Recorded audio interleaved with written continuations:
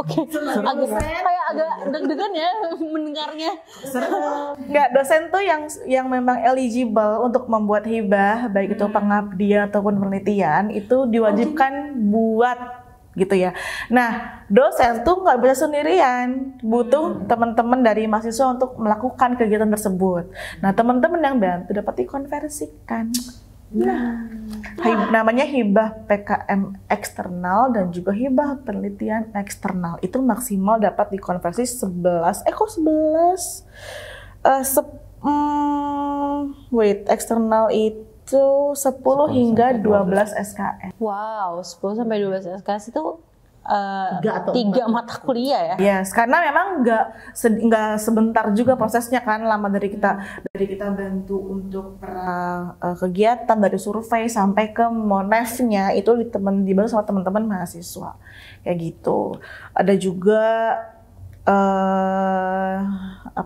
studi independen bersertifikat. Nah itu tetokannya sama timnya Biro kerjasama dari timnya Mbak Anggi. Lalu juga ada pertukaran mahasiswa mandiri. Jadi setiap fakultas itu kalau punya kegiatan pertukaran mahasiswa dapat diajukan sebagai kegiatan MBKM, dapat dikonversi. Kan teman-teman nggak di sini kan kuliahnya, tapi di kampus tujuan kan. Nah dapat dikonversi juga di sini. Lalu juga ada kompetisi internasional. Oh, lomba-lomba ya? Yes, adapun kompetisi nasional baik itu jangka pendek ataupun jangka panjang. Terus juga ada KKN, kuliah kerja nyata tematiknya. Waktu itu kayaknya juga dari FDSK deh, pertama kali pernah ikut yang kemana? Ke gunung apa bekas? Gunung Sindur. Sindur lagi, iya. Cuma lupa nama daerahnya apa. Yang mereka berangkat sama Pak Rizal, BHQ. Oh, mungkin Pak Rizal nanti. Jadi ada KKN tematik berangkat mereka gitu. Nah itu juga dapat diajukan. Nah itu tuh mereka kegiatan itu kalau nggak salah 2 minggu, 3 minggu gitu. Jadi full di sana dari pagi sampai malam kan. Kehitungnya kan berarti 24 jam dong harusnya. Kadang kan mereka memang harus bantu gimana caranya dan semacamnya. Terus juga sebetulnya ada nih yang baru, yaitu ada ASDOS atau ASLab. ASLab dan ASDOS bisa jadi masuk MBKM? Yes, tapi ini perlu kita godok lagi ya, karena sejauh ini memang belum ada yang mengajukan. Kita perlu bahas lebih lanjut mengenai ini gitu, karena maksimal banget itu 6 SKS aja sebetulnya gitu. Di FDSK semester ini ada? Ada, nah itu bisa diajukan. Nanti Bu Anggi bisa bantu urus ya. Lalu ada juga MBKM lintas prodi yang sebetulnya memang MBKM lintas prodi pun misalnya FDSK ini atau DKV ini mau ke Vkom nih, kan mirip-mirip tuh. Lumayan banyak yang mirip sih. Ke Vkom, misalnya digital komunikasinya itu bisa gitu. Cuma memang kita lagi-lagi perlu diskusikan lebih lanjut mengenai hal tersebut. Oke, jadi banyak banget ya. Oh iya, kayak obat ya. Intinya sih pembelajaran di luar program studi itu dapat diakui sebagai kegiatan MBKM. Karena sebenarnya aku juga termasuk ya salah satu dari mahasiswa yang MBKM gitu guys. Jadi ini banyak juga nih anak-anak yang di sini, mahasiswa-mahasiswa sini yang anggota-anggota podcast ini yang masuk ke MBKM gitu. Mungkin ada yang pertukaran pelajar, ada juga yang mungkin magang dan lain-lain, dan itu maksudnya sepengalaman aku tuh benar-benar membuka pikiran dan mata kalian sih, kayak ini program yang sangat-sangat oke banget untuk diikuti ya guys gitu. Oke, selanjutnya nih bukan tuh Kak, aku mau nanya. Kalau misalnya tadi kan ada alur pengajuan MBKM yang termasuk juga izin ke prodi. Nah, ada alur lain. Misalnya kayak setelah izin ke prodi kita kemana gitu, boleh dijelasin nggak Kak? Boleh. Ya, jadi kalau untuk alur atau prosesnya sebenarnya mungkin bagi yang belum paham atau gimana terkesannya sulit gitu. Sebenarnya simpelnya ya tadi seperti Kak Aya udah bilang bahwa kalau kita mau kemanapun itu pasti izin ya. Nah, posisi mahasiswa kalau untuk izin atau mau mengikuti sebuah kegiatan atau suatu kegiatan itu harus izin ke prodi. Nah, itu yang langkah awalnya gitu. Nah, kalau memang untuk sekarang kan untuk saat ini ada Bu Anggi sebagai koordinator kemahasiswaan dan MBKM, itu bisa juga mahasiswa itu melapor atau berkonsultasi dengan Bu Anggi sebagai koordinator fakultasnya. Jadi ketika mahasiswa sudah melaporkan mereka mau ngikut kegiatan apa, itu setelah itu mereka nanti akan diarahkan untuk mengisi form gitu, pendaftaran lah gitu. Nah, nanti form pendaftaran itu setelah mereka isi nanti akan dicek kembali dari PPI dan juga Prodi apakah berkasnya sudah cukup atau belum gitu. Nah, ketika memang sudah terdaftar dan mahasiswa itu sudah diizinkan oleh Prodi, mahasiswa udah langsung bisa menjalankan kegiatan MBKM-nya. Selama mereka melaksanakan kegiatan MBKM itu, mereka diwajibkan mengisi yang namanya logbook. Logbook itu bisa berbentuk logbook harian, bulanan atau mingguan ataupun bulanan. Jadi logbook adalah catatan aktivitas yang kalian lakukan, yang dimana itu sebagai dokumen atau berkas yang nanti untuk pencatatan jam kegiatan kalian, yang nantinya akan dikonversi seperti yang tadi Kak Aya bilang. 1 jam itu, 1 SKS itu setara dengan 40 jam. Jadi nanti 45 jam. 1 SKS setara dengan 45 jam, dan itu nanti akan dihitung melalui logbook itu. Jadi nanti kalian mengisi logbook yang template-nya atau formnya itu sudah kita sediakan. Jadi kalian tinggal mengisi, ada foto kegiatannya, uraian kegiatan apa yang kalian lakukan, lalu berapa jam yang kegiatan yang kalian lakukan. Mungkin hari ini kegiatannya apa sebagai magang, mungkin melakukan laporan segala macam gitu, nanti dilampirkan. Nah, di akhir sampai kegiatan kalian selesai, di akhir itu nanti logbooknya akan ditandatangani oleh dosen pembimbing.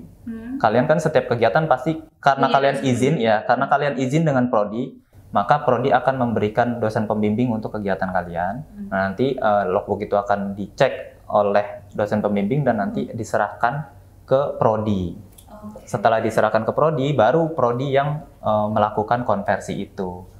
Kira-kira setaranya berapa SKS nih untuk kalian?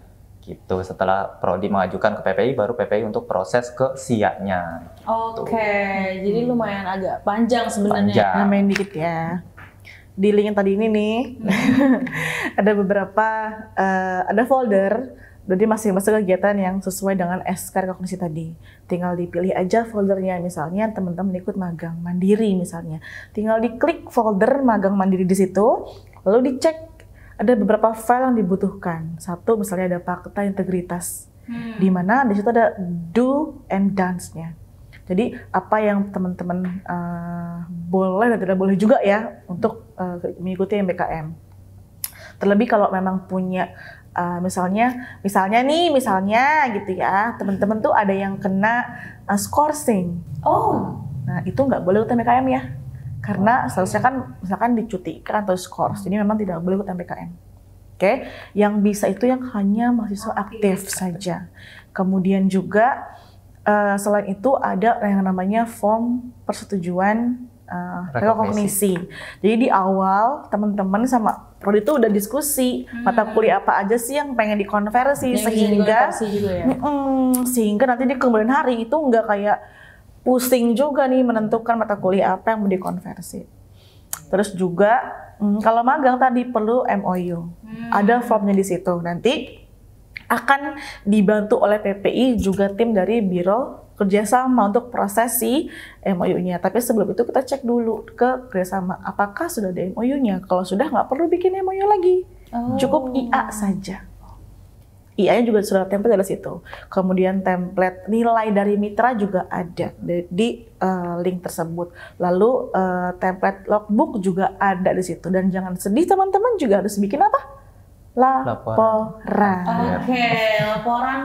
Sebetulnya sebetulnya laporannya itu cuma mengumpulkan dari kesemua yang sudah teman-teman lakukan. Tadi ada ada form rekognisinya, ada logbooknya, kayak gitu. Ini versi lengkapnya aja ya, Lea? Yes. Sebetulnya tuh tujuannya buat masuk ke Prodi kan. Nanti Prodi biar gampang untuk memberikan teman-teman tuh penilaian gitu. Karena kadang juga ada beberapa yang mitra kayak pertukaran pelajar nih, kok lama ya nggak keluar nilainya, kok harusnya tuh teman-teman sama. Oh itu aku banget ya. Jadi harusnya nih teman-temannya tuh bareng nih buat war kelas kan, takut diambil sama yang lain-lain gitu. Tapi nilainya belum muncul, jadi kan belum bisa enter KRS kan. Nah itu biasanya kendala di satu nilai dari mitra belum muncul, sehingga prodi nggak bisa konversiin nih ke berapakah nilainya. Nah dari prodi pun sebetulnya nggak stop di prodi. Kenapa? Karena dari kami yang harus eksekusi ke dalam SIA teman-teman semua. Gitu, jadi prosesnya memang agak panjang seperti itu. Makanya kalau di awal sudah fix semuanya udah enak kan, jadinya nggak lama untuk memberikan ke kami, ke PPI untuk dieksekusi konversi nilainya. Jadi dilengkapin data-datanya biar cepat untuk diproses gitu ya guys. Iya, terus juga teman-teman yang mau ikut MBKM itu boleh dari semester 5, 6, dan 7. Oh, kenapa itu? Sebetulnya gini, misalnya yang sering kejadian tuh hibah. Yang tadi ya hibah dosen itu ya? Jadi yang teman-teman membantu hibah dosen itu diambil dari semester 4 misalnya. Gitu ya. Nah, sebetulnya kegiatannya boleh di semester 4. Tetap nih, prodi tetap kasih laporan kita. Kita list dulu nama-namanya, kegiatannya apa, tapi untuk konversi dapat ditabung di semester 5. Oh, jadi tabungan konversi. Betul, jadi tetap diakuinya di semester 5. Oh, tuh. Kenapa 8 juga enggak? Karena kita ke LTW ya, lulus tepat waktu. Nggak boleh 8 tuh fokus ke yang lain-lain selain tugas akhir. Biar tepat waktu lulusnya nggak molor-molor. Gitu guys, jadi kalau misalnya kalian nih masih semester 2, 3, dan 4, semester 1 kayaknya nggak dihitung ya, karena kalian kan masih menjelajah kampus ya. Nah, itu bisa banget untuk ikut MBKM ini. Jadi nanti jadi tabungan konversi. Kayak misalnya nanti di semester 5 sampai semester 7 tuh kalian kayaknya mau lebih fokus deh atau enggak mau fokus yang ke ini gitu. Supaya nggak terlalu banyak mata kuliah yang kalian langsung ke kampus gitu ya. Nah, itu bisa tuh konversi. Jadi kalian yang lain misalnya harus masuk tapi kalian enggak gitu kan, kayak enak ya gitu. Tambahan lagi sedikit ya, ada mata kuliah yang jadi gini, enggak semua mata kuliah mata konversi. Oke. Jadi apa aja tuh? Kuliah ciri universitas itu tidak bisa dikonversi semua. Contohnya seperti apa?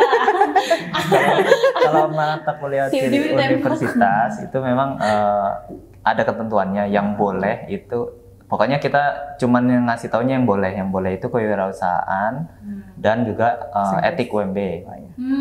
Gitu. Jadi selain itu bahasa Inggris boleh? Kewirausahaan juga bisa. Iya, kewirausahaan, etik UMB dan bahasa Inggris. Bisa. Jadi selain itu seperti bahasa Indonesia, Pancasila, agama itu tidak bisa dikonversi. KWN itu nggak bisa dikonversi. Gitu. Dan untuk konversi itu mata kuliah yang bisa dan tidak itu juga wewenang dari prodi. Oh, jadi sebenarnya tergantung teman-teman ngambil apa juga ya? Betul. Kalau ketentuan yang dari kita universitas hanya wewenang di MKCU aja. Misalnya, ini mata kuliahnya mata kuliah inti nih, kayaknya kamu jangan dikonversi nih, kalau yang inti deh yang lain aja dulu kalau Mata prodi bilang gitu ya. Pilihan biasanya yang dikonversi atau gitu. Bogi ada pertanyaan? Lebih menambahkan sih, mungkin kalau yang MBKM fokusnya 5, 6, 7 ya di semester 1 sampai semester 4 fokusnya di Ormawa aja kali ya. Oh iya, itu juga ya. Kan?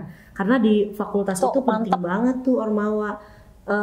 Kendalanya adalah mahasiswa, saya nggak tahu ya, mereka kurang paham kegiatannya untuk berormawa atau gimana, kurang sosialisasi. Intinya susah banget ya kayaknya narik mahasiswa buat ikut kegiatan organisasi itu. Jadi untuk yang semester 1 nih boleh cari tahu dulu lah Ormawa itu apa. Biasanya suka diajak kegiatan prokernya si Hima, BEM dan DPM tadi.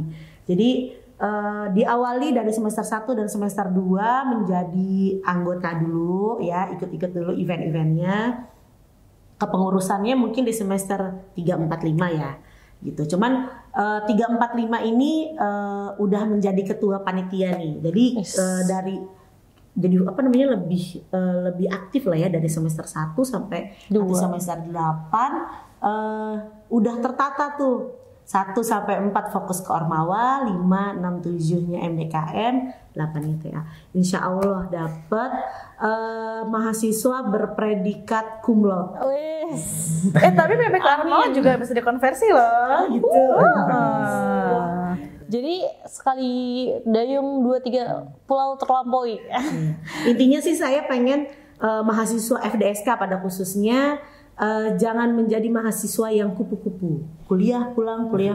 Jadilah kunang-kunang. Apa tuh Kuliah kunang-kunang? kuliah nangkring, tapi nangkringnya yang berguna. Kura-kura Bu, kuliah rapat. Oh gitu. Bisa juga ya? Banyak ya, binatangnya jadi banyak. Iya dong Bu, bervariasi. Oke. Nah, aku mau nanya dulu buat Kak Aya nih, kira-kira kalau misalnya SKS itu ada kayak ini kayaknya nggak boleh kebanyakan deh, maksimal segini gitu. Itu ada maksimalnya nggak sih? Ya, untuk konversi maksimal 20 SKS. Oh, 20 SKS. Maksimal. Nah, tadi depends on programnya juga ya. Bisa dicek di ini tadi ya, di SK referensi tadi. Kalau magang itu sampai 20 SKS. Oh, magang, tapi itu terbanyak. Yes, 20 tuh paling banyak maksimal. Kalau magang tuh paling banyak pasti. Kayak misalnya tadi ada hibah dosen ya, kan maksimal 12 SKS. Jadi tergantung dari programnya juga apa. Tapi sebetulnya untuk konversi itu maksimal 20 SKS. Oke, jadi maksimal banget nih teman-teman bisa konversi 20 SKS dalam sekali dayung nih misalnya. Misalnya kalian mau magang, kayaknya mau pakai MBKM deh gitu kan, nggak mau yang nyari sendiri mandiri banget nih gitu. Nah itu bisa konversi sampai 20 SKS. Terus juga memang sih kan 5, 6, 7 tuh kita boleh MBKM. Tapi kita batasi ya hanya 2 kali kegiatan aja. Kenapa? Karena kamu juga sebetulnya juga perlu untuk tetap belajar di kelas sebetulnya. Jadi ya kita batasi ya cukup lah 2 semester untuk kegiatan di luar kampus gitu. Jadi tetap kembali lagi ya. Jadi jangan terlalu terlena dengan kehidupan di luar. Kalian masih punya studi guys, gitu ya. Oke, ini buat Kak Anggi. Oke, Kak Anggi. Kan sebenarnya tadi kan kita udah ngomongin ada SK rekognisi ya kan. Dan salah satunya nih Fakultas FDSK tuh banyak sekali ya prestasi baik yang akademik maupun non akademik gitu. Nah, gimana sih maksudnya strateginya? Karena kan Kak Anggi kan koordinator, bener ya kan, koordinator.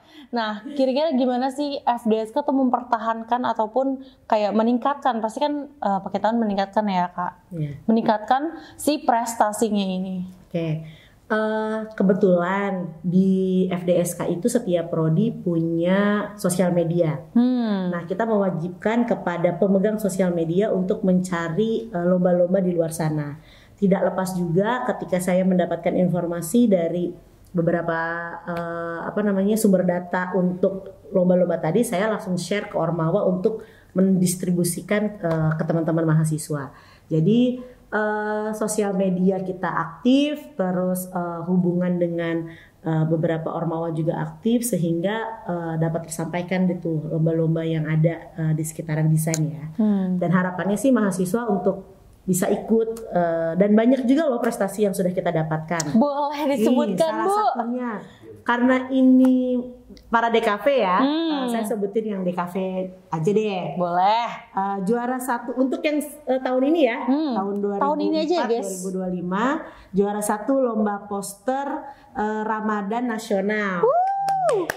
Terus ada juga juara 1 lomba poster Jawara Award internasional.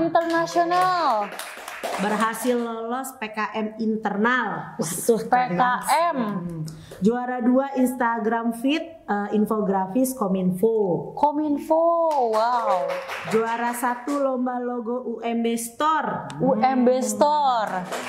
Kalian harus ini kan lagi proses pengerjaan. Nanti kalau sudah jadi kalian bisa main ke UMB Store. Nah, ini gambarnya. Kita kerjain editor lagi. Ini gambar UMB Store. Oh iya ada, kita udah bikin desainnya. Iya, nih, Interiornya juga udah ada, Say. Interiornya juga ada. Desain interiornya juga sudah ada. Oke, terus yang ke-6. Medali emas di UMB Innovation Week.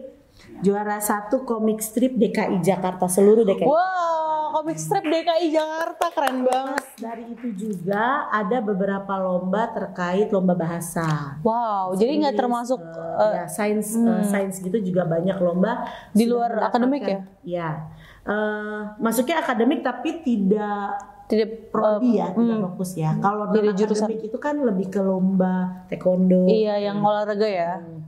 Nah ini sudah mendapatkan emas, perak, dan silver. Gitu. Jadi tiga-tiganya kita sudah dapat. Itu juga bisa konversi loh. Oh iya. Dan ini sudah konversi loh. apa namanya, dapatnya sebenarnya banyak.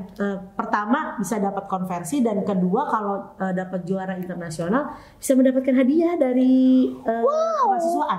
Iya, betul. Berupa beasiswa. Kalau beasiswanya masih ada, dia menang lomba lagi dikasih uang tunai. Wow. Jadi sebenarnya mahasiswa nih jangan takut dan jangan males ikut lomba, karena yang kalian dapat tuh banyak banget gitu. Bener banget guys. Karena double ya Bu, Double-double. maksudnya kayak kita dapat beasiswa juga nih buat teman-teman yang mungkin mencari beasiswa ya. Nah itu dapat juga, terus dapat hadiah Jadi kalau lain. misalnya ada juga yang dapat beasiswanya 1 semester, 2 semester gitu kan. Nah, misalnya 1 semester nih udah kita dapetin, terus kita punya jatah 2 semester. Kita menang lomba lagi nih. Kan gak mungkin juga nambah beasiswa kan. Jadi si kemahasiswaan ini kasih uang ke Keren yang banget. menang. Gitu. Jadi jadilah mahasiswa yang mencari keuntungan gitu ya. Nah, kebetulan Dibanding saya kan alumni sini nih. wow. Saya Oke, alumni. baiklah. Saya angkatan 2007, lulus 2011. Nah, kebetulan waktu itu saya adalah mahasiswa yang tidak mendapatkan beasiswa. Sayangnya. Terus saya ikut lomba. Menanglah juara 1. Saya dapat 2 semester. Wis, keren. Jadi ya udah, karena saya pribadi kan bayarnya nggak mau rugi nih ceritanya. Terus saya minta lah, Pak udah harus bayar semester nih. Duitnya buat saya. Nah, dari itu loh sini, tujuannya gitu. loh guys. Itu Iya, loh kok ngajarin buruk sih? itu mencari kesempatannya, maksudnya itu gitu. Jadi bisa yang harusnya dialurkan ke sini kayak jadi ke sini gitu loh. Gitu ya kan, mencari pundi-pundi uang jajan gitu ya. Gitu. Oke, nah untuk Kak Anggi sendiri nih, nah kan Kak Anggi kan koordinator ya. Jadi aku mau tahu nih, misalnya gimana sih Kak Anggi untuk mengkoordinator si MBKM ini untuk mahasiswa, kan lumayan FDSK banyak ya guys. Jadi kayak gimana sih caranya, tipsnya gitu? Oke, kita punya grup khusus MBKM. Jadi untuk yang kita di fakultas itu kan ada 3 prodi. Masing-masing prodi itu saya buatkan grup MBKM sehingga kalau ada apa-apa mereka bisa langsung berkomunikasi saya lewat grup tersebut. Jadi apapun informasinya, mungkin nanti ada informasi dari PPI bisa saya langsung sampaikan ke grup tersebut. Jadi sebenarnya koordinasinya cukup aman sih. Oke, jadi sebenarnya membangun kedekatan juga ya? Ya. Gitu lewat grup MBKM di FDSK. Dan saya senang banget jadi koordinator kemahasiswaan ya. Saya dari prodi interior. Dulunya hanya kenal prodi interior aja. Sekarang udah 3 prodi kenalnya. Nah, saya senang banget jadi kenal mahasiswa FDSK banyak. Semoga teman-teman FDSK jadi sayang sama saya. Amin. Kalau sayang ya guys. Oke, kayaknya sudah lewat waktu nih.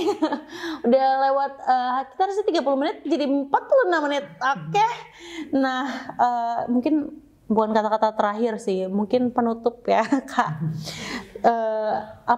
Buat tips nih buat teman-teman mahasiswa yang mau ikut join MBKM.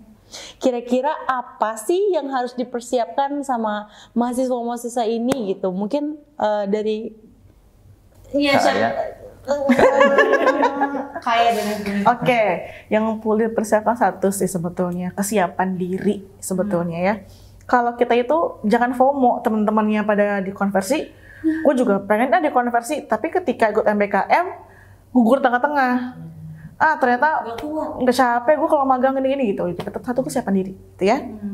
Yang kedua aktif ya. Gitu. Jadi ya tadi yang kata Bu Kak Anggi tadi ya, Kak jangan Anggi. jadi kupu-kupu gitu Jangan ya. jadi kupu-kupu. Jadi harus aktif, terus juga perkaya literasi sih. Karena sekarang kan udah nggak ada flagship nih MBKM-nya, sebenarnya kan mandiri, yang di mana tuh teman-teman juga harus cari tahu ada apa aja ya kegiatan yang mendukung MBKM mandirinya, kayak ada lowongan magang di A, B, C gitu kan. Oh ada lowongan nih di Pertamina misalnya gitu kan, jadi apalah gitu misalnya. Terus coba di-apply, terus kolaborasi sama si prodi, aktif, jangan pasif, jangan melulu prodi yang nyuapin. ngasih makan Ada lah. nih, mau nggak tuh ikutan, jangan terus-terusan gitu, tapi Jadi kita harus aktif. mencari juga. Betul, terus juga aktifnya udah, literasinya udah, kesiapannya juga udah, terus jangan keenakan. Oke, jangan keenakan ya. Keenakan tuh gimana sih maksudnya? terbuai. Jangan mentang-mentang apa namanya magang di luar terus digaji juga gitu kan, terus jadinya tuh pengen perpanjang magang, inget maksimal hanya 2 kali. Jadi fokus dan tujuan itu untuk apa perlu di apa namanya Dilihat lagi. ya dicek kembali, itu sih paling. Oke. Bu Anggi, ada penyampaian untuk mahasiswa? Oke, sebenarnya tadi udah disampaikan juga ya, intinya pesan saya kalian udah jadi mahasiswa, maha itu kan paling tinggi ya. Cobalah dewasa. Jadi semuanya tidak harus dicekokin, disuapin, tapi mandiri lah kalian. Udah mahal. Ini status pelajar tertinggi dinobatkan ke kalian. Gitu. Jadi jangan kayak anak SMA disuapin. Jadi coba lebih aktif dan mandiri ya. Gitu teman-teman. Jadi ini buat teman-teman yang mau MBKM, coba mungkin lebih aktif lagi untuk nyari-nyari, untuk cari informasi, komunikasi sama koordinator, komunikasi juga sama prodi gitu. Jadi lebih apa ya, mungkin kalian nggak akan stuck di situ-situ aja sih. Gitu kan Bu? Bukan Bu, Kak. Maaf ya, ini udah akhir masih aja nih. Jadi kalau misalkan mau diskusi ke prodi udah nih, terus kalau prodi misalkan masih gantung jawabannya, maka kita bisa Mungkin masih tanda tanya di kepala kalian, mungkin langsung ke PPI. PPI PPI itu gitu. di kalau kamu tahu humas, direktorat, kita di belakang humas. di belakang humas. Di Nanti R212. boleh editor nanti tolong ya di mana nih ruang PPI biar teman-teman bisa langsung ke sana gitu ya. Oke, terima kasih ini sudah datang ke sini untuk menyempatkan waktu Kak Aya dan Kak Fikar. Terima kasih juga Bu Anggi. Kak Anggi, Maaf Kak Anggi. Terima kasih Kak Anggi. saya. Iya, oke baiklah. Udah menyempatkan waktunya ke sini. Informasinya juga sangat informatif kepada mahasiswa gitu ya. Sangat daging banget sih hari ini. Jadi terima kasih banyak. Mungkin kalau misalnya tadi langsung nanya-nanya aja ke PPI-nya atau kan ke prodi gitu. Jadi kita sudahi dulu ya mungkin karena udah lebih dari kayaknya udah 1 jam banget ya nih. Udah 1 jam banget, kita udahi dulu. See you di next Parade Cafe. Bye bye.